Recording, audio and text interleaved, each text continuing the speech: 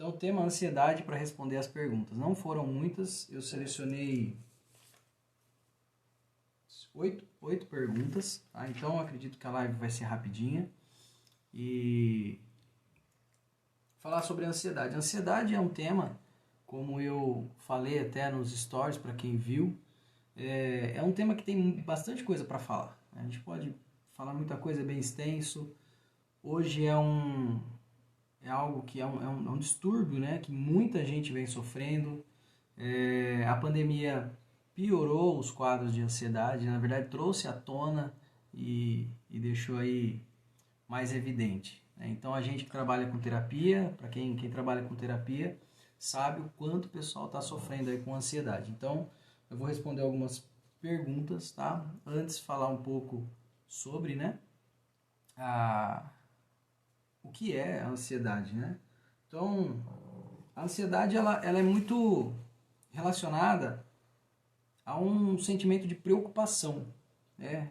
Nervosismo, medo intenso, desejo também, um desejo também intenso, tá? Um forte desejo, né? Apesar de ser algo natural uma reação natural da nossa mente, né? Do nosso corpo, a ansiedade ela é sim importante, eu vou falar um pouquinho sobre isso também. Apesar de ser natural, ela pode se tornar um distúrbio paralisador. E aí é que é o problema, que a gente precisa buscar ajuda. Tá? Então, tem muita gente que chega na clínica e diz assim, eu não quero mais sentir ansiedade. Né? Ela se diz ansiosa e fala que não quer mais sentir ansiedade. Mas, na verdade, a ansiedade ela faz parte, né? Ela é intrínseca no ser humano. Não tem como a gente excluir ela da nossa vida. E, inclusive, a ansiedade ela é importante. A ansiedade, dentro de um equilíbrio, de uma normalidade, ela nos põe em movimento, inclusive. Né? Então, é muito importante a gente entender isso. A ansiedade ela nos ajuda. Por exemplo, a mesma situação pode ter os extremos. Né? Então, eu estou aqui fazendo uma live para vocês e, de repente, eu tenho uma ansiedade muito forte, paralisadora e que me causa muito medo de fazer a live. Então isso pode me atrapalhar, pode me bloquear, pode fazer com que eu não entre para a live ou que eu entre e fique travado, não consiga falar, né, tenha crise de ansiedade. Então essa é uma ansiedade que já se tornou muito exacerbada, que chega a ser paralisadora, ruim, né? E ao mesmo tempo ela pode ser na mesma situação de estar aqui fazendo uma live.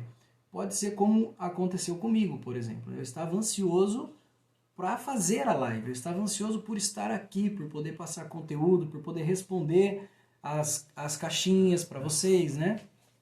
Então,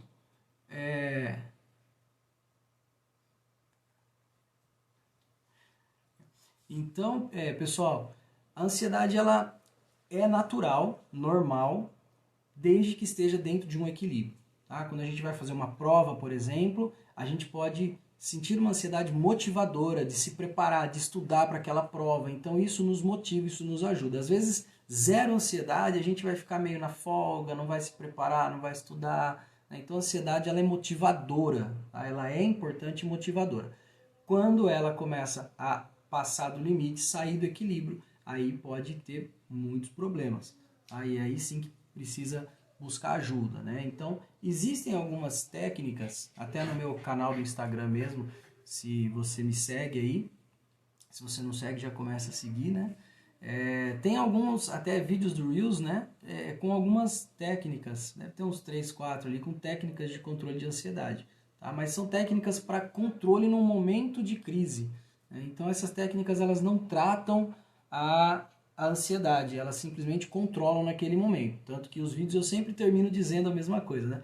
Depois procura uma terapia para te ajudar, certo? Então é importante que a gente entenda isso. Tá? Antes de eu responder as perguntas, né, fazendo uma introdução, é muito importante que eu entenda isso. Tá chegando mais gente aí, pessoal, sejam muito bem-vindos, tá? Muito feliz que vocês estejam aqui. O Rafa, querido, a Gi, uma amiga, Paulinha também uma amiga, né? Então sejam todos muito bem-vindos aí, tá bom? E se você puder também, a gente vai falar sobre ansiedade. Se você puder, clica no aviãozinho aí, ó, compartilha para mais alguém. Eu acredito que você conheça alguém que sofre com ansiedade aí, tá bom? Então é isso, pessoal. A ansiedade, ela faz parte, é importante, mas dentro de um equilíbrio, tá? Então agora eu vou, pra gente não estender essa live, eu vou limitar aquilo que eu falei mesmo, né, de responder as perguntas, tá? Eu separei 8 perguntas, 7 perguntas, uma sugestão, tá? Então eu vou começar. Eu até compartilhei também lá as perguntinhas que eu vou responder, ok? Então vamos lá. Primeira pergunta. Só o pessoal do Facebook aqui. Pessoal, vocês chegaram no Facebook agora, a live é sobre ansiedade, tá bom? E eu coloquei uma caixinha de perguntas no Instagram e eu selecionei 8 perguntas para eu estar respondendo nessa live, ok? Então, se é um assunto que te interessa, ansiedade, se você sofre de ansiedade, já sofreu, conhece alguém que sofre, tá? Fica aí que vai ser legal, certo? Então vamos lá, primeira pergunta. Primeira pergunta. Como saber se tenho ansiedade ou pânico? E é uma pergunta muito importante, excelente. Teve mais perguntas sobre pânico também, mas eu selecionei a que acaba respondendo aí para todo mundo, tá? Como saber se tem ansiedade ou pânico, certo? Ansiedade são sintomas diferentes para cada pessoa. E o que diferencia ela do pânico também são sintomas, né? Como ela se manifesta no corpo da pessoa, ok? As reações. Então, como saber? Ansiedade ou pânico? O pânico, ele é um nível mais excessivo. Ele é um nível mais profundo aí de sintomas, de crises, tá? Então, ansiedade, né? A pessoa chega, me procura e ela diz que sente um frio na barriga e começa a suar. Isso é sintoma de ansiedade, então isso se manifesta assim nela. Outro fala que dispara o coração, a mão fica gelada e, enfim, né? E sente frio, um peso nas costas, um aperto no peito, dispara. São sintomas diferentes que chamam de ansiedade, certo? Crises de ansiedade. E tem pergunta aqui sobre o que fazer na crise, que vai ser bem legal. Então vamos lá. Ansiedade, né? A pessoa, ela reconhece que ela está tendo alguns sintomas e isso às vezes paralisa, né? Ela precisa às vezes sentar, ela entra em crise mesmo, ok? O pânico, quando a gente fala assim, a pessoa tem crises de pânico, síndrome do pânico, tá? É um nível elevado. Então a ansiedade, se ela não for tratada, ela pode chegar a nível de pânico, tá? Então, com base inclusive nos relatos das pessoas que eu atendo, tá? De relatos da clínica mesmo, reais, o pânico, ele chega a dar uma sensação de morte. Tá? A pessoa, ela acredita que ela vai morrer, ela fica num estado que ela realmente não tem o que fazer, acha que vai morrer. Tá? É um medo muito grande que chega a ponto de dar uma sensação de morte. Tá? Interessante entre os dois. A ansiedade, se ela não for tratada e ela for piorando, ela pode chegar a um pânico, tá? Mas o pânico, não necessariamente você precisa ser uma pessoa com uma ansiedade elevada. Então, às vezes você, claro, como eu falei que a ansiedade é natural, às vezes a gente tem aquela ansiedade normal, mas nada paralisante, e um dia você pode vir a ter uma crise de pânico, tá? O pânico, a gente costuma dizer que é o medo de sentir o medo, tá? E de onde vem essa expressão? Por que isso acontece? Porque o pânico, ele é tão exacerbado, ele é tão elevado o nível de medo que a pessoa sente, a crise que ela tem, que ela, qualquer sensação que ela começa a ter depois, numa outra oportunidade, num outro dia, qualquer sensação, ela começa a se conectar com aquele pânico que ela teve. Né? E foi tão horrível, uma sensação de morte, um medo tão grande, que ela começa a pensar, meu Deus, eu estou entrando naquela crise, eu vou ter aquilo, e quando ela começa a lembrar daquilo, ela começa a se conectar, ela começa a lembrar da sensação que ela teve, e ela começa então a se conectar e entrar na crise de pânico. Então, assim, a pessoa tem uma crise de pânico real, né, mas as outras crises, muito possivelmente, é a própria pessoa, né, o próprio medo de sentir aquilo é que gerou as próximas crises. Certo? Então essa é a diferença de ansiedade e pânico. O pânico, ele é mais elevado. Agora, a melhor maneira de você realmente entender se é ansiedade ou pânico, porque às vezes você tem uma ansiedade elevada, mas não chega a ser uma síndrome de pânico, tá? É procurar um profissional, né? E ali você vai entender um pouco mais, se entender, né? O profissional também vai entender o que acontece com você e aí vai tratar conforme for necessário aí, tá bom? Então, ansiedade e pânico, a diferença é essa aí, legal? Sejam bem-vindos, pessoal que está chegando aí, tá bom? Segunda pergunta. Essa é muito interessante. Minha filha tem crises e não sei como ajudar. Acabo ficando nervosa e pioro tudo, pioro a situação. Tá? Então, olha que interessante. Aqui a gente está vendo uma pergunta de uma mãe, não sei exatamente a idade da filha, né? Foi só a pergunta mesmo, não entrei em contato. Uma mãe que a filha tem crises de ansiedade e ela não sabe como lidar. Né? E natural, ela acaba ficando nervosa e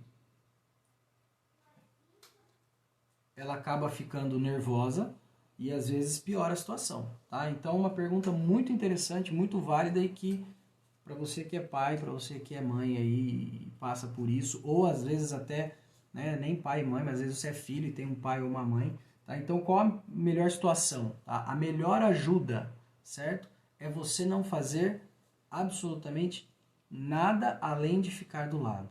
Nada. Tá? Porque imagina você tendo uma crise de ansiedade, algo que você não está conseguindo ter controle naquele momento e alguma pessoa falando na sua cabeça, bravo com você, achando que aquilo é criação da sua cabeça, achando que aquilo é uma frescura. Né? Então, assim, literalmente isso vai piorar.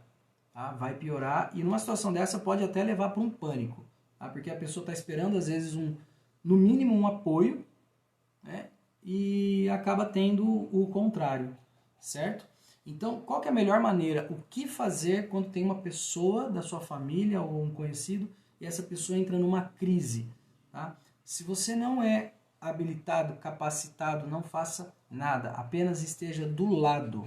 Esteja do lado. Se você tiver vínculo com essa pessoa, apenas abrace essa pessoa, diga, olha, eu estou aqui, fica tranquilo, tá? Sabe? Vai dar tudo certo, vai passar. Calma, eu estou aqui com você. Sabe? Inclusive perguntar, posso te ajudar de alguma maneira? Posso te ajudar de alguma maneira? Porque a gente literalmente não sabe lidar com a situação, fica irritado, fica nervoso, né? Às vezes não é nem pela pessoa ali, mas é uma questão nossa mesmo de não saber lidar e a gente acaba piorando a situação. Então, eu não sei se quem fez a pergunta está aqui na live, né? Mas se não tiver, espero que assista depois, porque é importante. E melhor maneira, saiu da crise, passou, conversa, né? E procura um profissional, procure uma terapia. Tá? Tem casos que precisa procurar o psiquiatra também, né? A gente precisa quebrar essa questão. Tem muita gente que é contra o psiquiatra, é contra a ajuda medicamentosa, mas existem alguns casos que são necessários, até para que a pessoa esteja mais controlada pelo remédio e consiga atuar melhor, né? Consiga lidar melhor na terapia mesmo, tá? Então, é uma pergunta muito interessante e é isso, tá? Você que está aqui, se essa era uma dúvida sua também, é isso, tá? Não faça nada, apenas fique do lado, apoie, pergunta se você pode fazer alguma coisa, se a pessoa quer que você faça alguma coisa. Se ela falar que não quer que faça nada, só fica do lado, pega uma água, não força a pessoa a tomar água, só, sabe, só dá o apoio, só. E depois procura ajuda, certo? Então, a melhor maneira de ajudar é essa, é não querendo ajudar, né? Vamos lá. Terceira pergunta. Outra pergunta bem interessante também. Essa aqui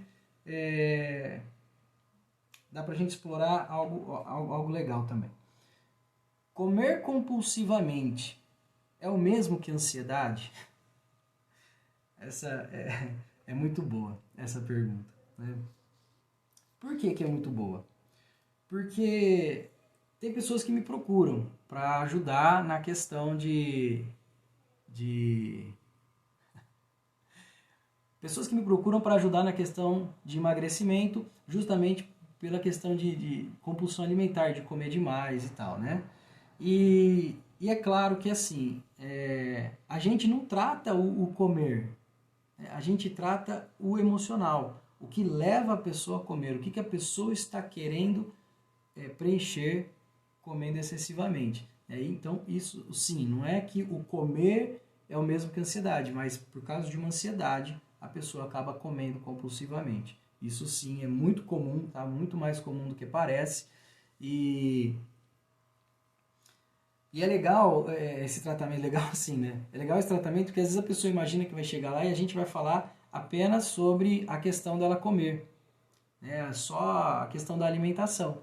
E quando não, tá? Porque se a gente não tratar o emocional, né, o comer é o jeito que ela lida com as questões emocionais dela. Então, se a gente tratar só o comer de alguma maneira, ela vai transferir isso para um outro vício, para uma outra situação, tá bom? Então, é isso. Quando eu trabalho parte de compulsão, eu trabalho sim, a parte de algumas técnicas comportamentais, tá? Eu trabalho também e elas dão muito resultado, mas não são elas que vão resolver o problema da pessoa, tá? Elas vão ajudar no hábito. Então, ao mesmo tempo que a gente trabalha o emocional, a gente trabalha os traumas, a gente vai trabalhando as questões da ansiedade, né? Ao mesmo tempo que a gente faz isso, eu passo algumas questões comportamentais que a pessoa vai tendo algumas mudanças realmente nas práticas, né? E isso vai ajudar na mudança de hábito. Por quê?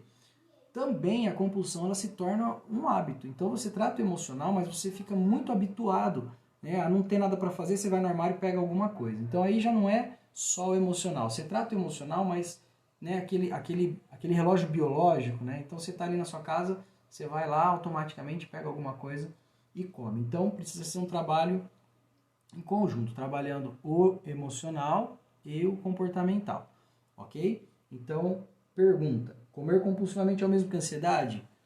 Não, mas a ansiedade é que te leva a comer compulsivamente. Tá? Ou ansiedade ou questões traumáticas, né? Mas tem um pé na ansiedade, sempre tem um pezinho na ansiedade ali, ok? Então, pessoal, se do que eu falei, se ficar alguma dúvida, comenta aí, tá? Se for uma pergunta que é a sua dúvida e não ficou claro, pode comentar aí que a gente vai esclarecendo mais, tá bom?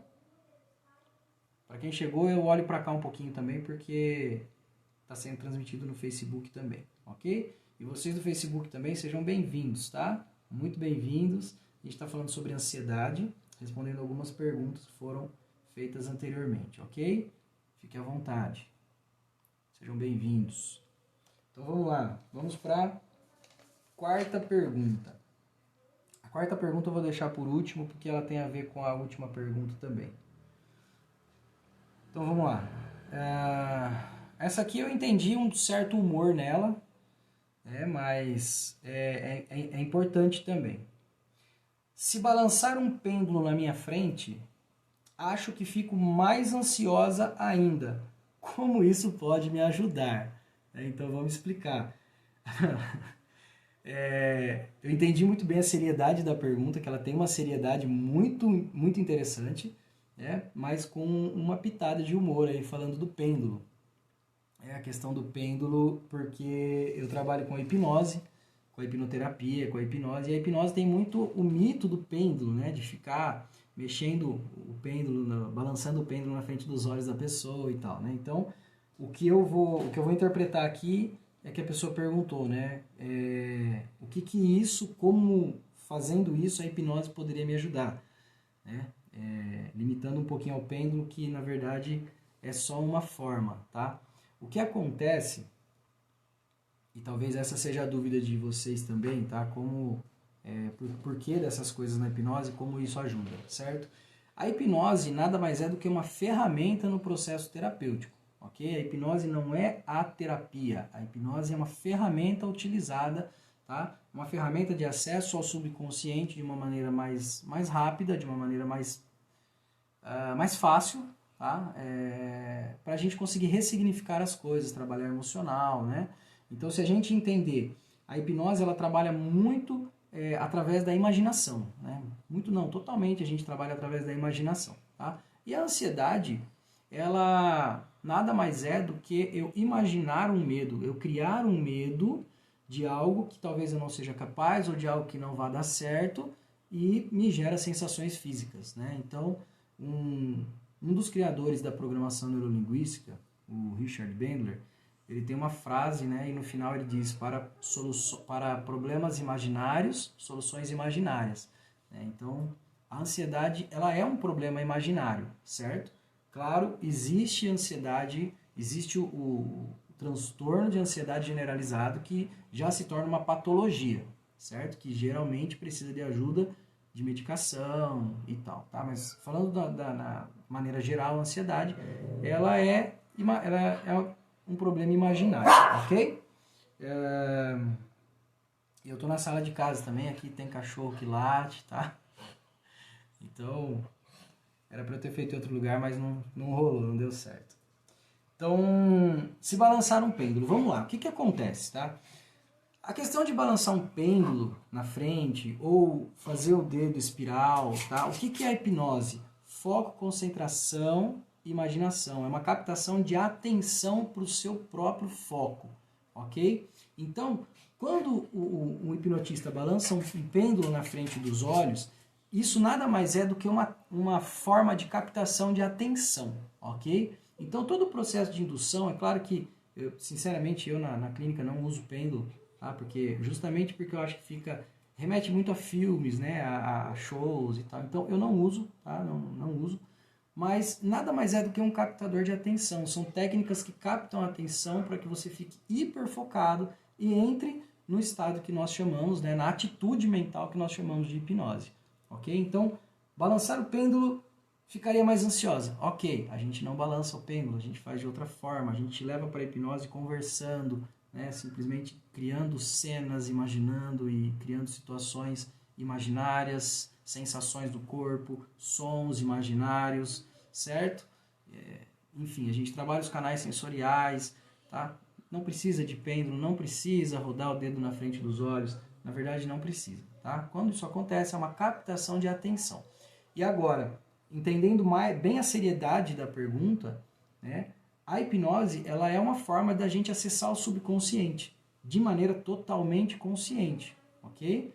Né? Então, se eu abrir uma gaveta do meu quarto para arrumar a roupa que está dentro, eu não preciso estar em outro planeta ou lá dentro da gaveta. Eu simplesmente abro e arrumo. Tá? Então, conscientemente, a hipnose ela é consciente, ela é uma ferramenta fantástica de acesso ao subconsciente para que a gente possa ressignificar, ok? Mas é muito importante entender que ela é uma ferramenta. Então, antes da hipnose acontecer, tá?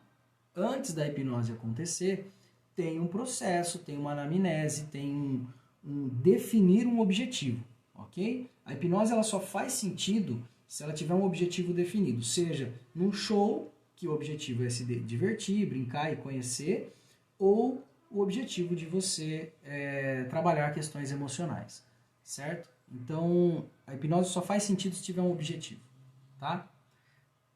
Então é isso. Como ela pode ajudar? A gente acessa o subconsciente, isso é um processo, não é tão simples quanto eu estou dizendo, mas é um processo, e a gente consegue ressignificar as coisas, te ajuda aí a controlar o emocional, ok?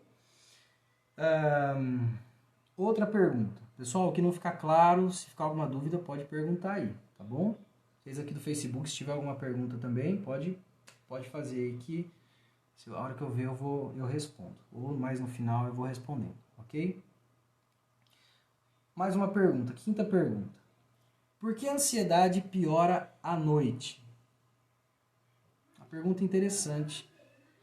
E importante dizer que é engraçado isso, né? Que a maioria das pessoas realmente que eu trabalho, elas têm um relato de que à noite acaba piorando de certa forma a ansiedade delas. Mas isso não é uma regra, isso não é uma generalização, ok?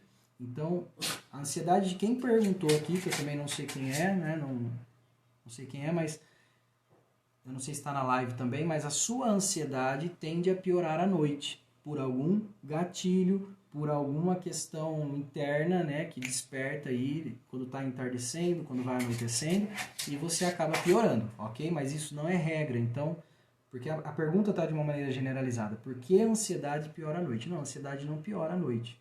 A ansiedade ela é muito particular de cada um. Tem pessoas que acordam mais ansiosas, tem pessoas que são mais ansiosas à tarde, tem pessoas que são mais ansiosas à noite, né? Tem pessoas que passam boa parte do dia ali sentindo uma certa ansiedade, ok? Então isso não é, a gente não pode generalizar, certo? A sua ansiedade piora à noite e isso já é uma informação muito importante para quando você procurar uma terapia para te ajudar. Tá? Isso já é uma informação importante, tá bom? Toda informação nesses casos, elas são extremamente importantes, certo? Pessoal que está chegando aí, ó, sejam todos muito bem-vindos, viu? Um prazer sempre ter vocês aqui, tá? Puder encaminhar a live, ó, clica no aviãozinho, encaminha para que outras pessoas escutem falar sobre ansiedade ou assistam depois, né, se eu conseguir deixar a live gravada, ok? Agora veio uma pergunta, na verdade a pergunta lá estava meio que uma afirmação, mas eu entendi que tinha uma pergunta e uma afirmação, né? Então estava escrito assim: você usa hipnose clássica na terapia? Acho isso legal. Né? Estava escrito como uma afirmação. Eu dividi como uma pergunta. Você usa hipnose clássica na terapia? Acho muito legal. Né? Eu dividi assim para eu poder responder, senão seria apenas uma afirmação, aí não precisaria de resposta. A pessoa que perguntou isso, não sei se está aqui ou não também, mas ela demonstra ter já ter ouvido falar pelo menos, né, ou ter algum conhecimento sobre hipnose, que tem a diferença de hipnose clássica e hipnose ericksoniana. Tá? A hipnose clássica, ela vem de muito tempo, mas o cara que é conhecido como o pai da hipnose clássica se chama Dave Elman. E a hipnose clássica é aquela hipnose que nós vemos nos shows, que nós vemos pessoas na rua fazendo, onde tem induções mais rápidas, né? Onde talvez usa-se o pêndulo, ou talvez a gente vê um leve puxão de braço, coisa que leva a pessoa para a hipnose de uma maneira mais rápida. Né? Então essa é a hipnose clássica, usada muito em apresentações de hipnose, demonstrações de hipnose em público, né? No que a gente chama também de street hipnose, que são as hipnoses que é feito na rua, numa praça, só para as pessoas conhecerem, se divertirem e passarem pelo processo. Então, você usa hipnose clássica na terapia? Não, não uso. Não uso hipnose clássica. Tá? Vou explicar o porquê. Porque às vezes eu uso algum conceito da hipnose clássica. Às vezes eu uso, sim, uma indução, né? Quando é sessão presencial, tá? E a pessoa já passou pelo processo numa sessão anterior, eu sei que a pessoa responde bem à hipnose, então ela já tem um comando embutido que nós chamamos de signo-sinal. Tá? Signo-sinal é um comando de reindução ao transe de uma maneira mais rápida. Aí sim, eu posso, mesmo com a pessoa na poltrona, na cadeira, eu posso sim usar uma indução ali com um leve puxão de braço, né? Ou um hand drop, né? Que é mão que cai. Então dá para fazer, mas numa primeira experiência, no geral, não. No geral é sempre de maneira mais conversacional. Apesar de usar uma indução que se chama indução de Dave Hellman, que é o pai da hipnose clássica, mas ela é uma indução que vai induzindo lentamente a pessoa com alguns processos. Tá? Então a gente não precisa nem tocar na pessoa, né? Então não. Hipnose clássica, muito pouco, só em alguns casos mesmo que eu sei que dá para fazer ali, só para reinduzir, às vezes, ao estado de hipnose. Tá? E você acha muito legal, porque realmente é muito legal. Tá? A gente assistir uma demonstração de hipnose clássica, né? Nós vermos um hipnotista, como a gente vê na televisão, por exemplo, que é feito hipnose clássica, é impressionante, acaba sendo impressionante. Porém, existe todo um preparo para aquilo que a gente vê na televisão, tá? Não é daquele jeito, não é rápido daquele jeito. Mas ainda assim, quando a gente vê o processo, né? Quando a gente vê um show e vê que a pessoa entra em transe de uma forma mais rápida. Né? No meu Instagram aí também, Se vocês procurarem, tem dois videozinhos meus que estão no Reels aí, que eu faço uma apresentação de levar o transe de maneira rápida, tá? Então, se vocês olharem aí, vai ter também. Mas isso foi demonstração, foi em curso que eu fiz uma demonstração, ok? Na clínica não. Na clínica é bem mais relaxante, bem mais tranquilo, tá bom? Agora, eu vou para a sétima pergunta, mas que foi a que eu coloquei em quarta aqui, que eu falei que eu iria deixar para um pouquinho depois. Por quê? Olha que pergunta interessante, tá? Sou muito ansiosa. Na verdade é uma afirmação, tá? Sou muito ansiosa. Olha essa pergunta. E não sei se tenho solução. Já fui em várias psicólogas e nenhuma deu jeito. Então, na verdade, não é nenhuma pergunta, né? Vem a ser uma afirmação, tá?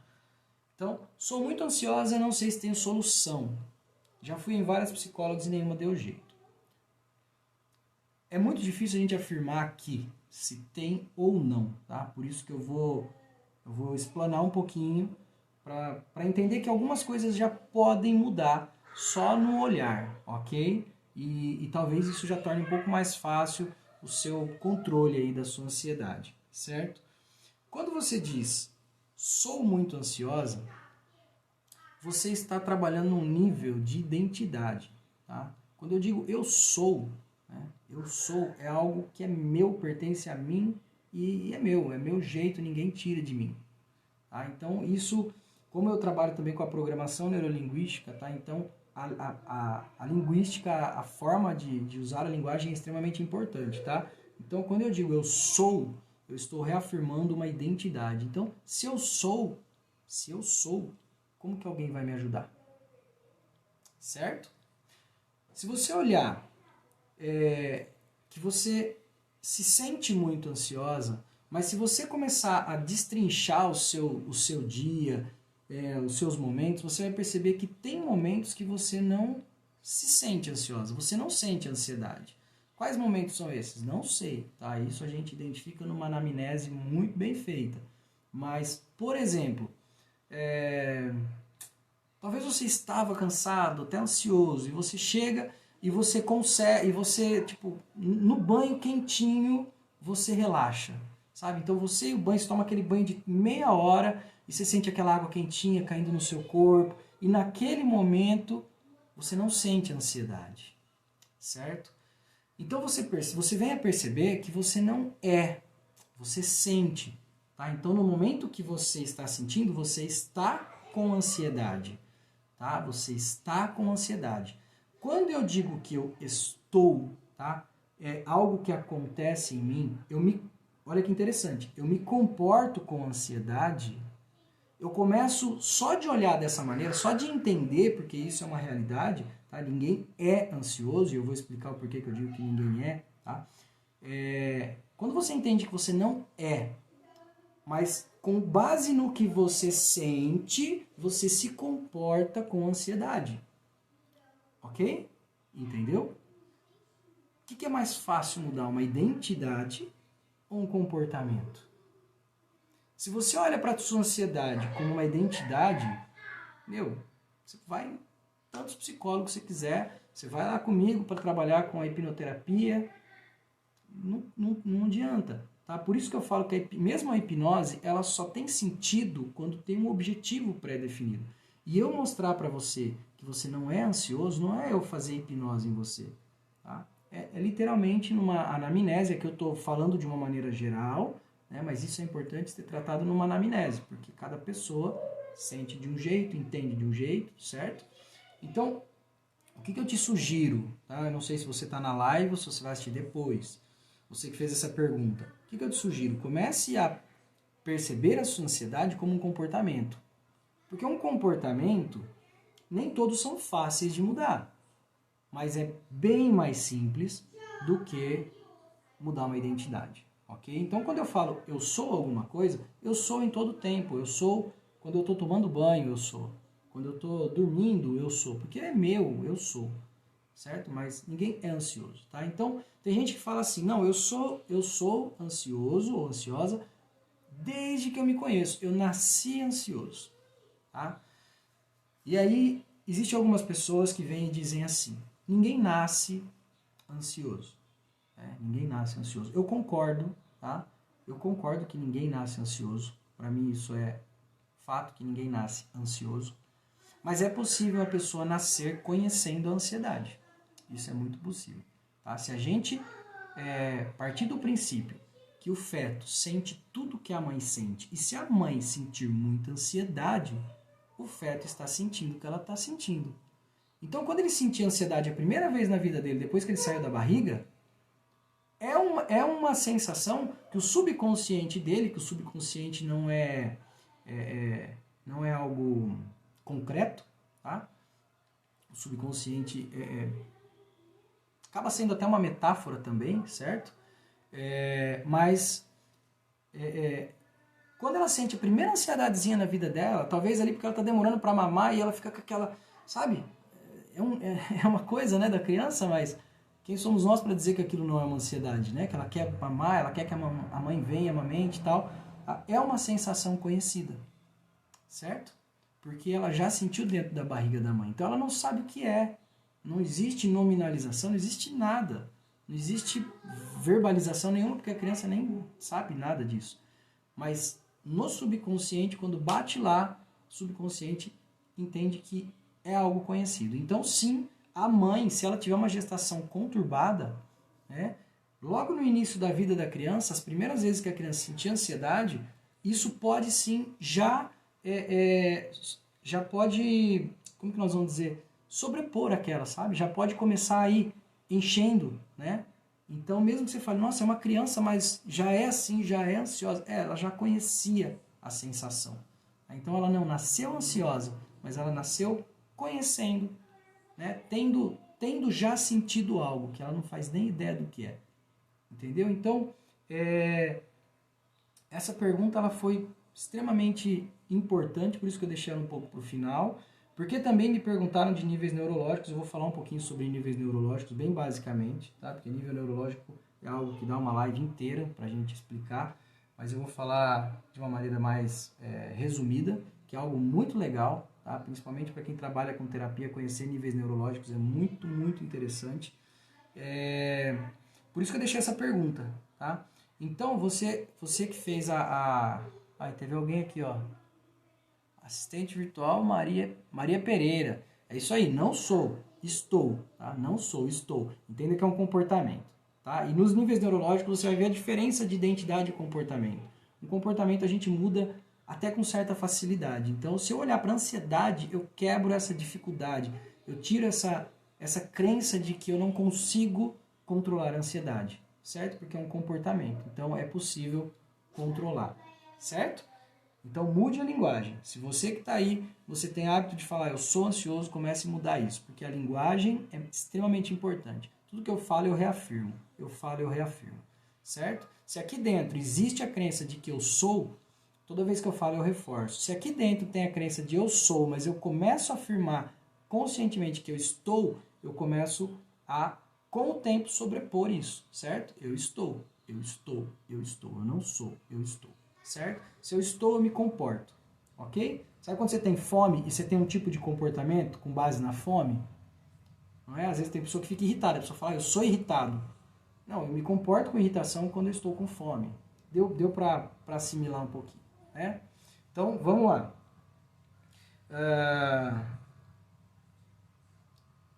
Essa é a última, tá? Porque também eu não quero que a live fique muito, muito comprida.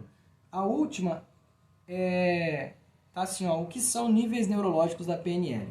A pessoa que fez essa pergunta, eu vou falar um pouquinho sobre isso, porque a pessoa que fez, ela comentou comigo numa outra live que eu fiz e eu citei níveis neurológicos, né? E depois essa pessoa me perguntou e eu tinha falado que eu faria algo explicando sobre os níveis neurológicos, acabei não fazendo, acabei esquecendo, né? Então por isso que eu vou, ela não é o foco da nossa live, mas ela vai ajudar muito também. Ok? Então, o que são níveis neurológicos? Níveis neurológicos foi desenvolvido por um cara muito importante no nome da PNL, que é o Robert Dilts.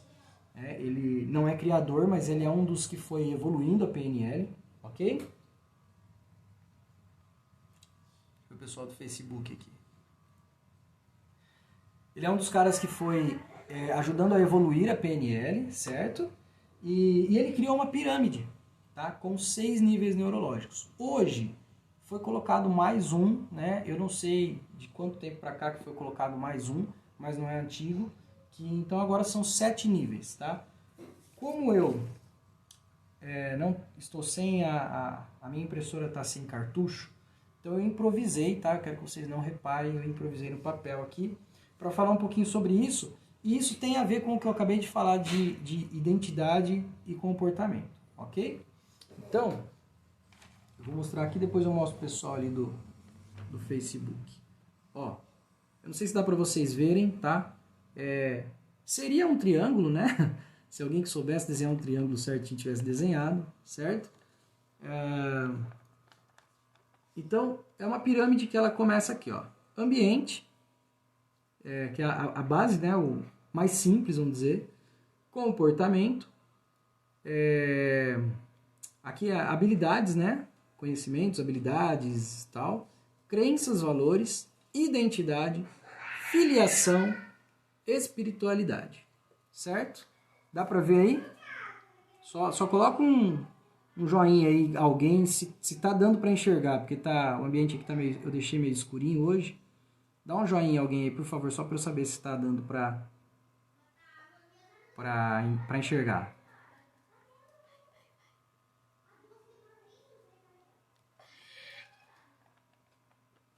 Oi. Não acende não, meu amor, senão vai ficar ruim aqui pro pessoal enxergar. Você pausou a live? Não, filho, não pausei não. É que se você acender vai ficar ruim pro pessoal enxergar. Gente, dá um joinha pra mim alguém aí, por favor, se deu pra ver. Dá um ok aí, se precisa aproximar mais. Beleza, pronto. Legal. Não repara na letra também não, que, né? Deixa eu mostrar aqui pro pessoal do Facebook. Cadê a câmera aqui? Aqui, ó. Isso, tá vendo? É uma pirâmide. Ambiente, comportamento, capacidades e habilidades, crenças, valores, identidade, afiliação e espiritualidade, ok?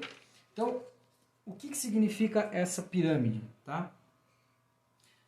São pirâmides de níveis mesmo, de mais simples para mais complexos, né, que nós internalizamos dentro de nós. Então, vamos lá. Só para vocês entenderem, isso eu vou fazer bem resumido mesmo, tá? Porque a gente já vai acabando aqui, nós vamos finalizar a live, inclusive, ok? Mas vamos lá. Ambiente, tá? Às vezes a pessoa, ela chega na clínica, tá?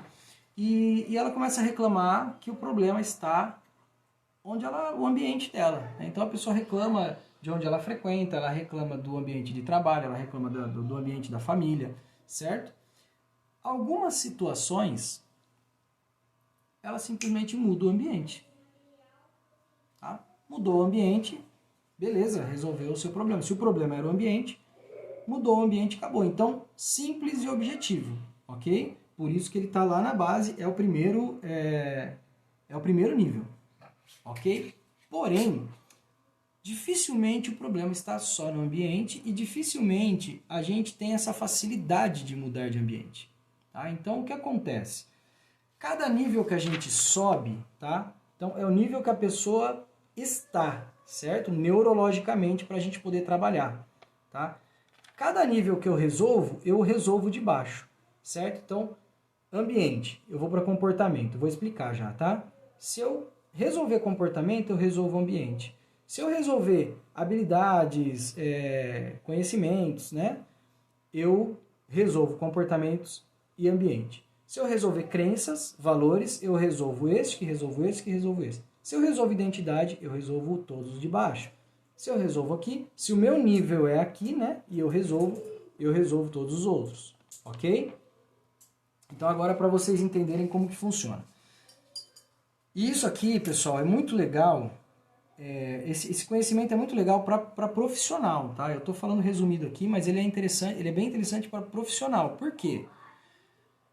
Tem pessoas que me procuram, né? E ela fala assim, poxa, na primeira sessão você conseguiu extrair coisas que eu levei várias sessões em outro profissional. Isso de verdade acontece muito, né, na clínica, tá?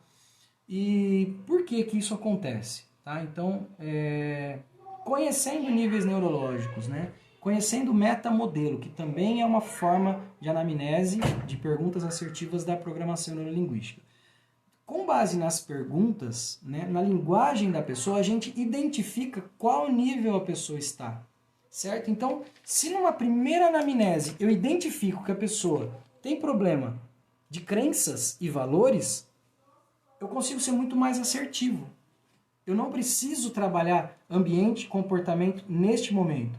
Eu resolvendo a crença, eu resolvo. Agora eu vou explicar como é que funciona isso. Por exemplo, o problema é o ambiente. A pessoa chega lá e fala, não, o problema está no lugar que eu estou, eu não quero estar lá e tal. Tá, mas você tem como mudar? Não. Às vezes não dá. Né? Às vezes não tem como uma questão quando envolve família, por exemplo. É difícil. Né? Tem pessoas difíceis na nossa família? Tem. Mas às vezes, né, tá no mesmo ambiente, a gente não tem como excluir, não tem como tirar, mandar essa pessoa embora, não tem como a gente sair por esse motivo. Então, a gente sobe um nível de comportamento. O que eu preciso? Eu preciso mudar o meu comportamento para mudar, né, o clima do ambiente. Então, eu preciso mudar o meu comportamento. Tá? Então, ambiente, ele vem assim, quando a gente pergunta, é onde, quando, basicamente, tá? O comportamento é o quê? O que você pode fazer para que o ambiente fique diferente? E aí, se você resolve o comportamento, você resolve o ambiente, ok? E às vezes a pessoa fala assim, eu não sei o que fazer. Eu não sei, eu já tentei, eu não sei o que fazer, tá?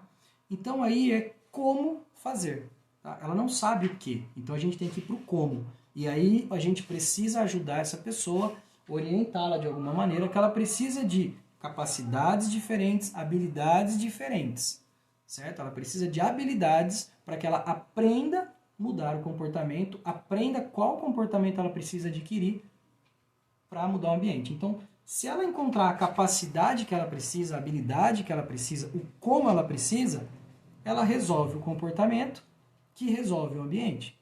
Tá? Gente, estou fazendo bem resumido, tá? Isso aqui, para explicar legal mesmo, tinha que ser uma live inteira, tá? Então, às vezes fica um pouquinho confuso, mas é resumido. E às vezes a pessoa ela tem crenças, né? Então ela poderia desenvolver uma habilidade, mas aí ela já entra nas crenças de valores, de que ela não consegue, de que ela não é competente de desenvolver uma outra habilidade.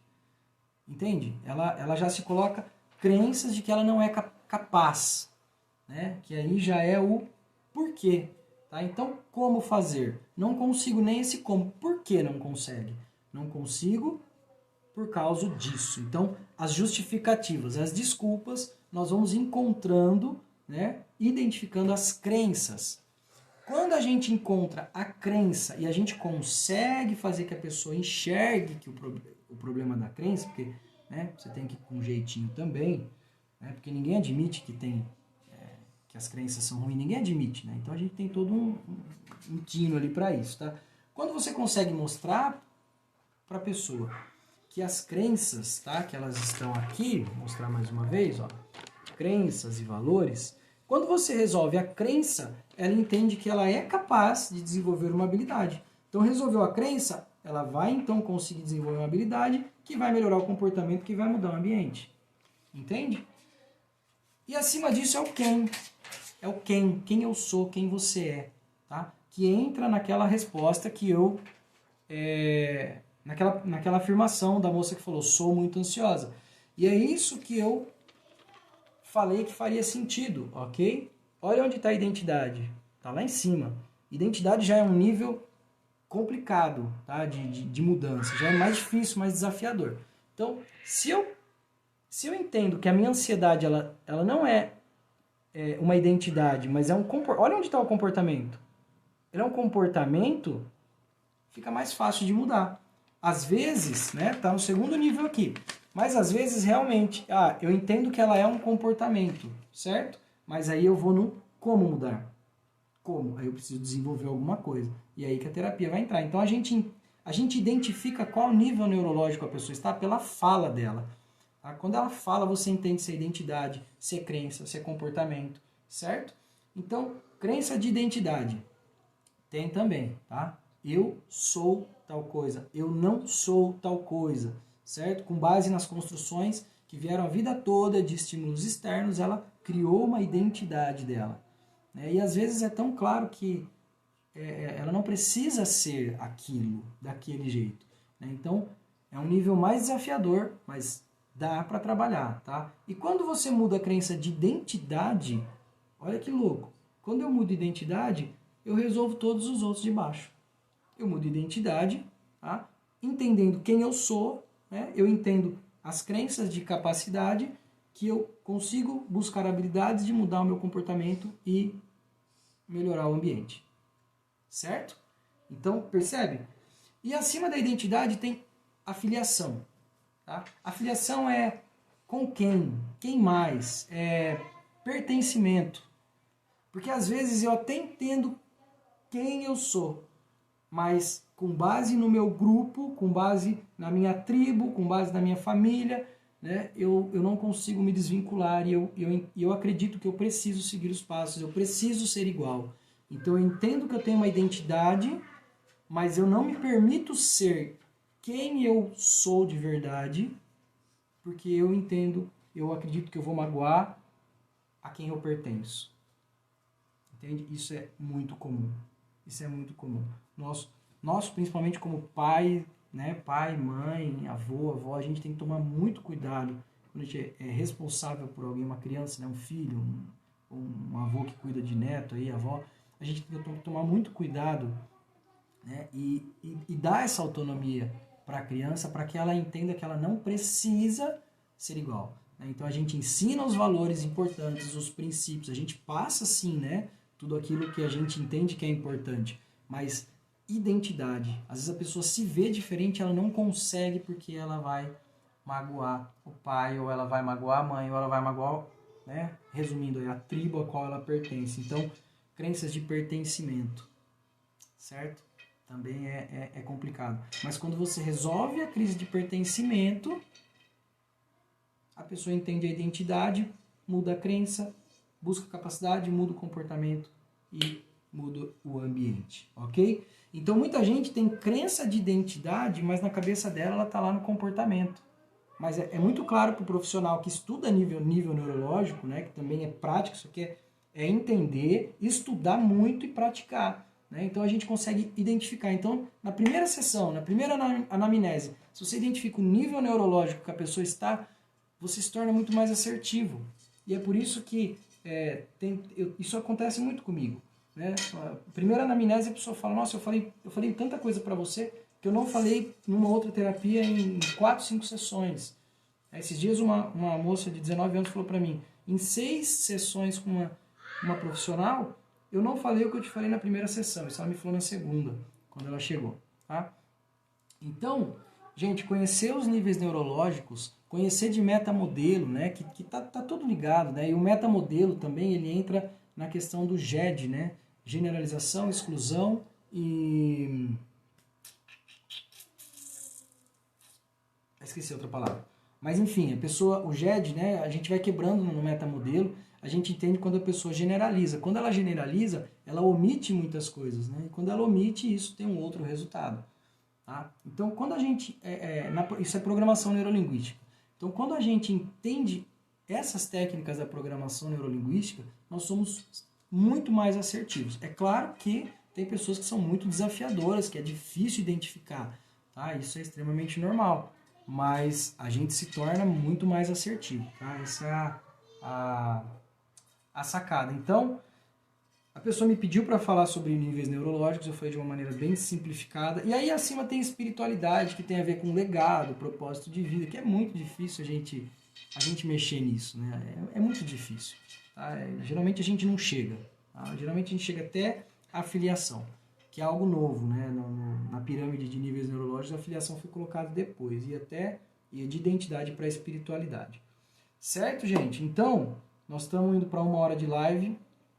Eu já vou encerrar, mas antes de eu encerrar agora, com base nas perguntas que eu respondi, que eu selecionei, eu quero saber de vocês que estão aqui agora, você que está aqui no Facebook também, eu quero saber se vocês têm alguma pergunta, tá?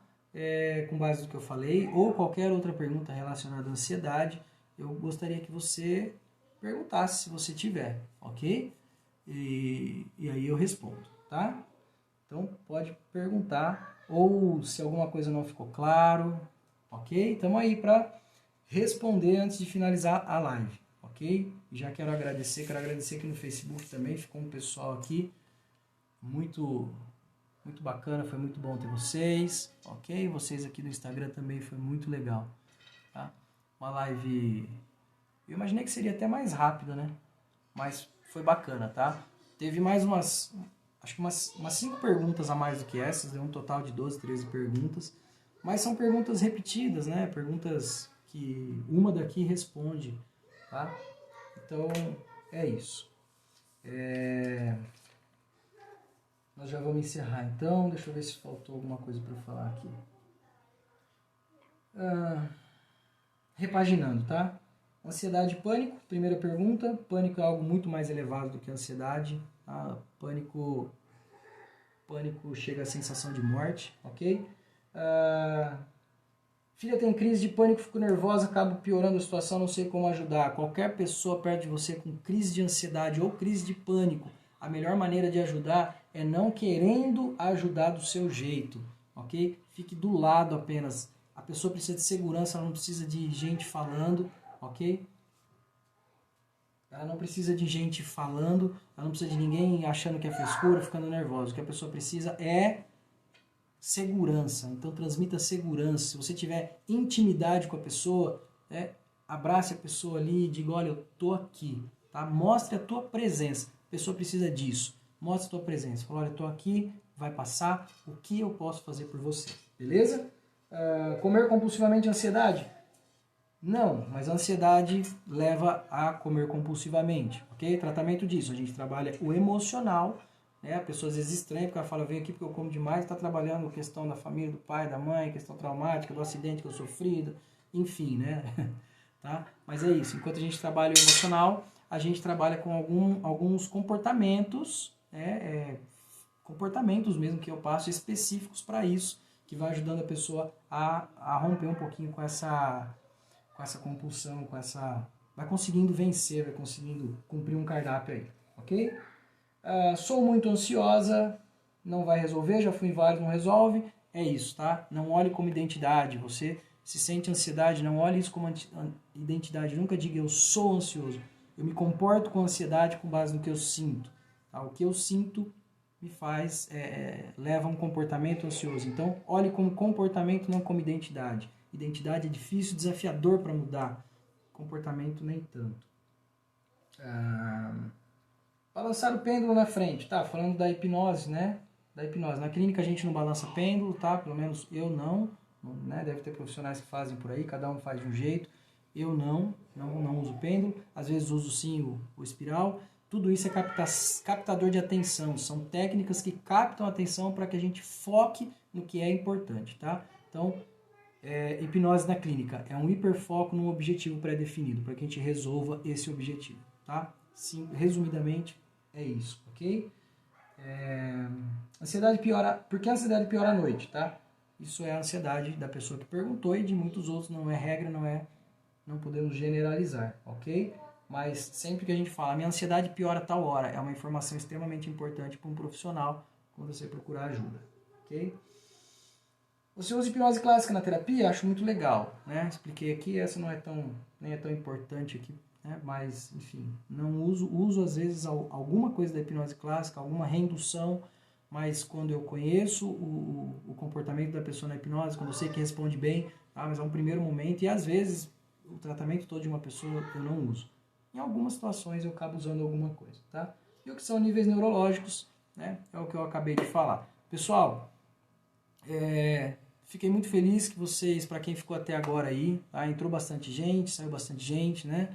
Horário de janta também é complicado, mas fiquei muito feliz com vocês aqui, No momento, tem 9 pessoas aqui, 9 pessoas no Facebook, olha que legal, né? Então, pessoal do Facebook, desculpa, às vezes eu não dá tanta atenção, né? Mas eu quis abrir a live para você que não estava sabendo às vezes, mas o foco maior foi aqui no Instagram, que foi onde eu divulguei mais, ok? Pessoal, é isso, tá? Se ficou alguma dúvida que você não falou aí, quiser me chamar depois, ok? Mas eu vou terminar como eu sempre termino meus vídeos de controle de ansiedade, tá?